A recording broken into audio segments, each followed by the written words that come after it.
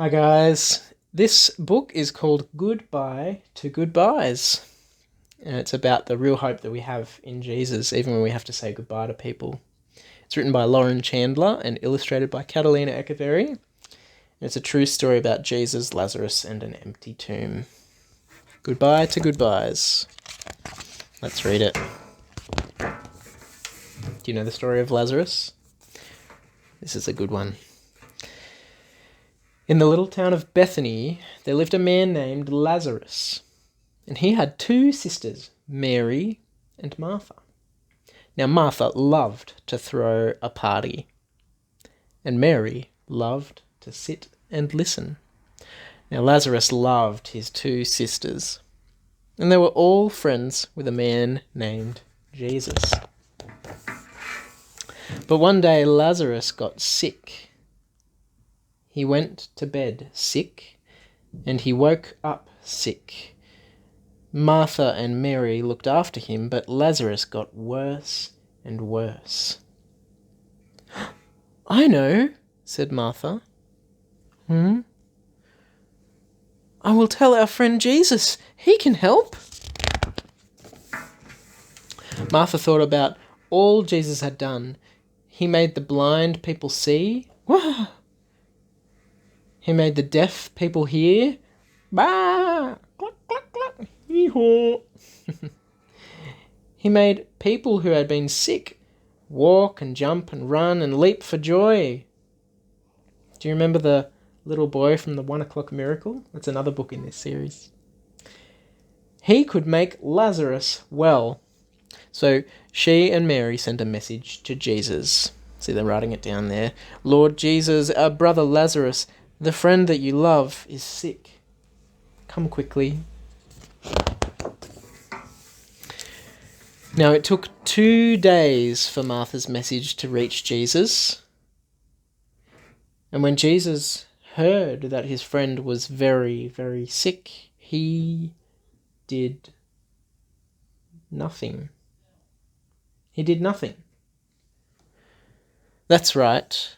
He didn't ride the fastest donkey to Bethany. He didn't run until his side hurt. For 2 whole days, he stayed right where he was. Why? Well, Jesus told his disciples, "Our friend Lazarus is very sick, but his illness won't end with Lazarus being dead. We won't have to say goodbye forever. I have a plan." Phew! Jesus had a plan. Great. But what is it? Then at last, Jesus and his disciples headed to Bethany. Finally. "Our friend Lazarus has fallen asleep," Jesus announced. "But I'm on my way to wake him up."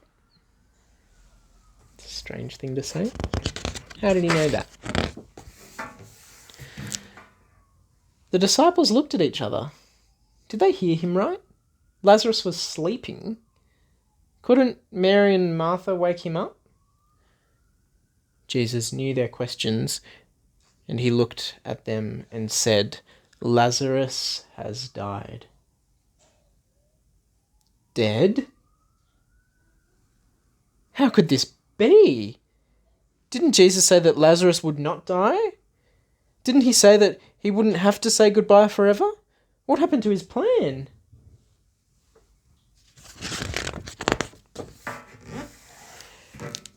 Every step to Bethany felt heavier and heavier, and their hearts sank deeper and deeper. They were sad that their friend had died. They didn't even get a chance to say goodbye. 4 days after Lazarus had died, Jesus and his disciples finally arrived, and Martha came running to meet them. Her face was sad, and her eyes were red.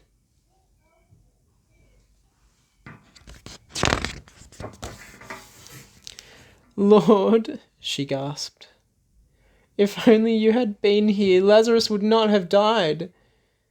But I know nothing is impossible with you, even after someone's died and we've said our forever goodbyes." "You're right, Martha," Jesus said. "There is a day coming when we will say goodbye to saying goodbyes forever. Do you believe that?" Martha nodded. "Yes, I believe in you, Jesus. I know that you're the Son of God, and I know that you always do what you promise. You will end all our forever goodbyes."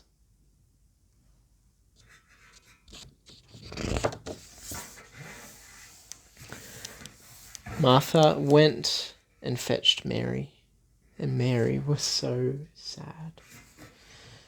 The brother she loved was gone. She would never hug him again. She would never eat with him again. She would never see his face again.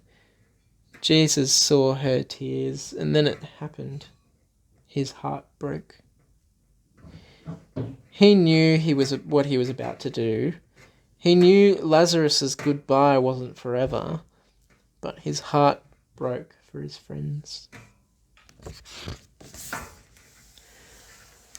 When they reached Lazarus's tomb, Jesus cried too.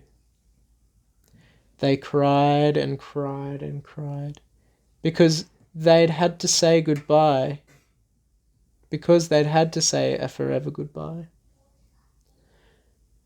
But then Jesus stopped crying and said, "Take the stone away."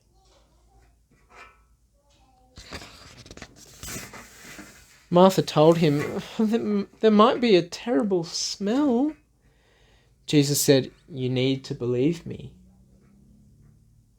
So they took away the stone.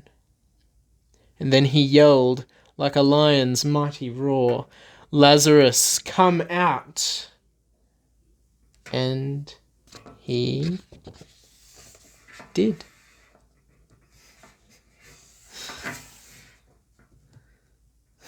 Wow. Jesus kept his word. Lazarus being sick didn't end with him being dead. It ended with him alive, even after he had died, after they had to say goodbye. Mary, Martha, Lazarus, and Jesus were together again. Martha threw a party. Mary laughed and listened. Lazarus was glad to be alive. But then the time came for Jesus to say goodbye.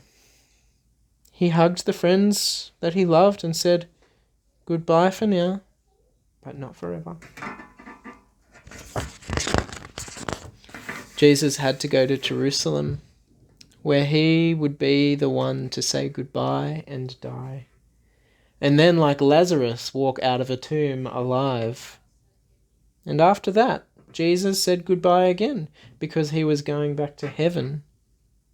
It was sad for Jesus' friends to say goodbye, but they would see him again, in the land that lay after their dying, in the land where there are no more goodbyes.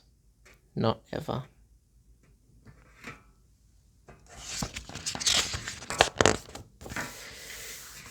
We all have to say goodbye sometimes. Some of them are short goodbyes, and some are long. Sometimes a friend of Jesus who we love gets sick, and we're sad. Sometimes because they die, we have to say goodbye. And it feels like a forever goodbye. Jesus knows it is sad to say goodbye. So Jesus came to end goodbyes. And one day, Jesus and all his friends will say goodbye to goodbyes forever. There's King Jesus and his friends in heaven. How do we know about goodbye to goodbyes? The curious and spectacular story of Lazarus, his sisters, and their friend Jesus can be found in John's Gospel, chapter 11, verses 1 to 44. It is the last of 7 miracles John writes about in his account of Jesus' life on earth. The interaction between Jesus and his friends in this true story is especially dear to our family. We are very acquainted with illness and the possibility of saying goodbye for what may feel like forever. We have asked Jesus why in the midst of our pain. We have questioned his methods, but have been comforted by his heart. He weeps with those who weep. He rejoices with those who rejoice. He is the God who is with us in our sorrow and our joy. Although our family's story hasn't ended in a goodbye, it will one day. But it won't be forever. For those who have believed in Jesus to be their only hope, physical death will mean immediate presence with him. For those who are left behind, there is still hope. Hope in the life to come, and hope that Jesus will be with us always to the end of the age. What a great hope that we have because of Jesus. Now, this book is a part of a series called Tales That Tell the Truth, and you can download activity sheets for free off their website, thegoodbookcompany.com.au, and there's an activity booklet on there as well that you can purchase. I'd encourage you to have a look at those. All right, well, as is fitting, goodbye. See you later.